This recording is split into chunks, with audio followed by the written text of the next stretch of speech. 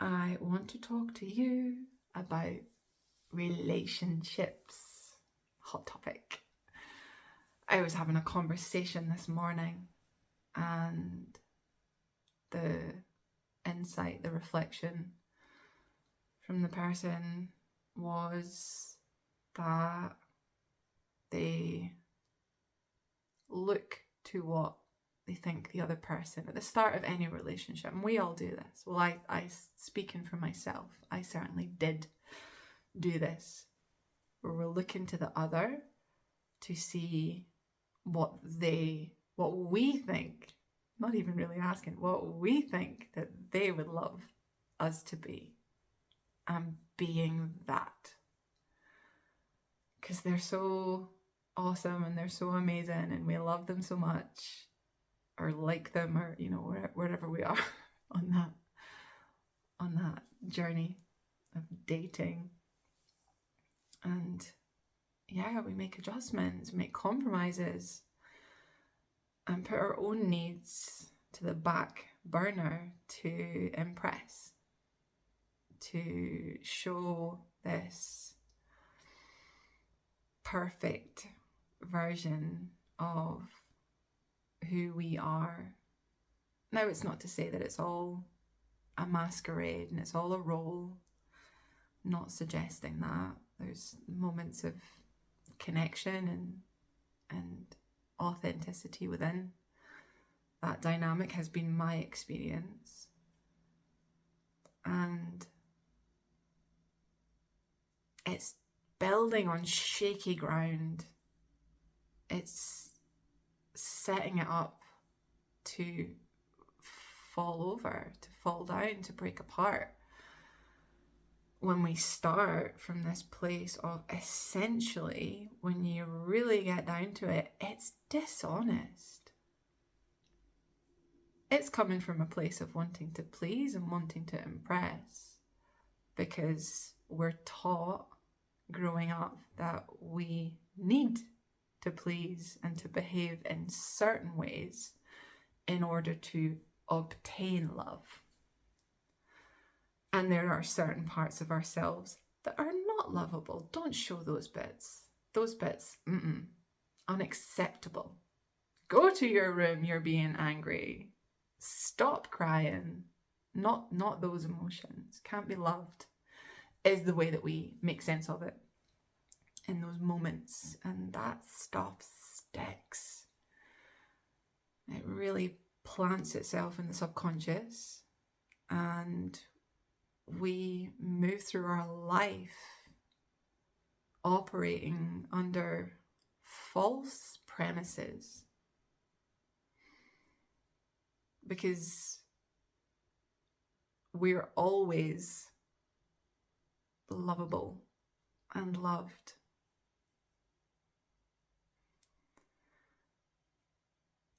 And when we can start to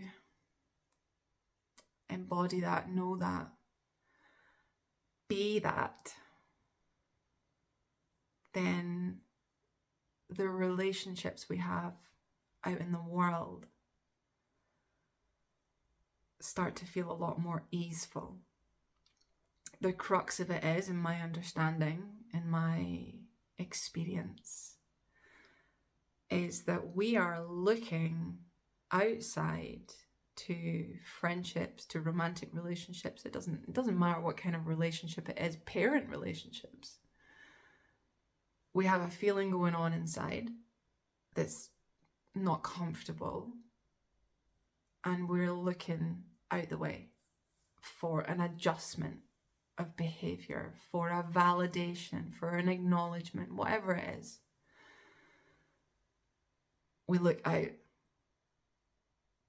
and the answer is never outside of ourselves. The only relationship that ever requires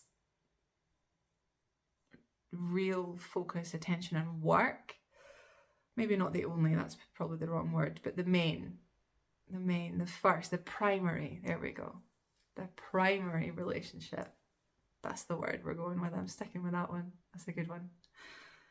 Is the one between you and you. So you're in a relationship and you don't feel important. And you don't feel like a priority. This is me speaking from me.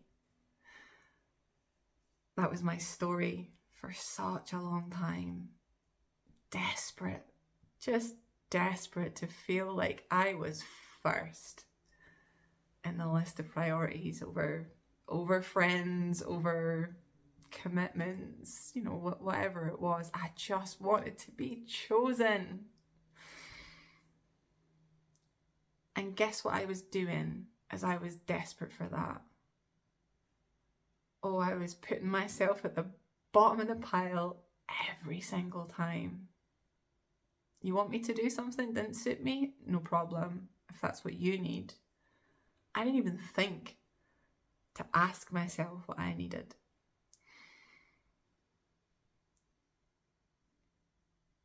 So, relationships are beautiful playgrounds to be able to look at what's coming up for you, in you, as you're interacting in your relationships. And like I said, that can be from romantic to relational and as far as relative. Good with my words today, aren't I? Romantic, I'm discovering more and more are really, really great places to shine a light on your shit. I'm in a relationship. I've done so much growth, journeying. I don't like to call it work because that implies like a hardship. So, and I'm all about language, and I like it to be more playful. But anyway, this journey in and cultivating and strengthening myself and really looking at my stuff. And now I'm in a wonderful relationship with an incredible man who I get to show up and be all of it. And look at it in a really expansive and supportive and growth way. 'Cause I'm not trying to hide anything. So that's a bit about me. And it's always coming back to the self. And the thing about this stuff is all this subconscious holding patterns and the thoughts that get kicked up is there's always more to uncover, which is where the play is, right? That's where the fun is.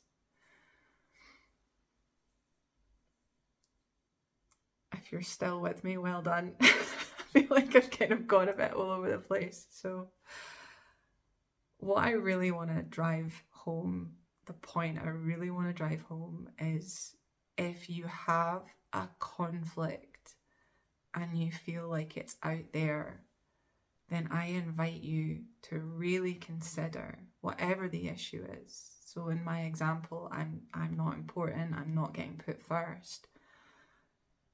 Are you giving that to yourself? Are you being that for yourself? And this is highlighted so very well in a dialogue, in a conversation. And this is my work, my job, is being in conversation and being able to highlight places where you get to take your power back. You get to stop needing anyone else to change, to be any different, in order for you to feel your peace, your joy, your power, your love, your importance, in order for you to feel heard, because you're giving it all to yourself. And so I would love to have a conversation with you. Reach out and let's talk. Let's build an unshakable and certain and strong relationship with you. And from there, watch all of the relationships on the outside flourish and unfold in a beautiful way. I will drop my email in the information.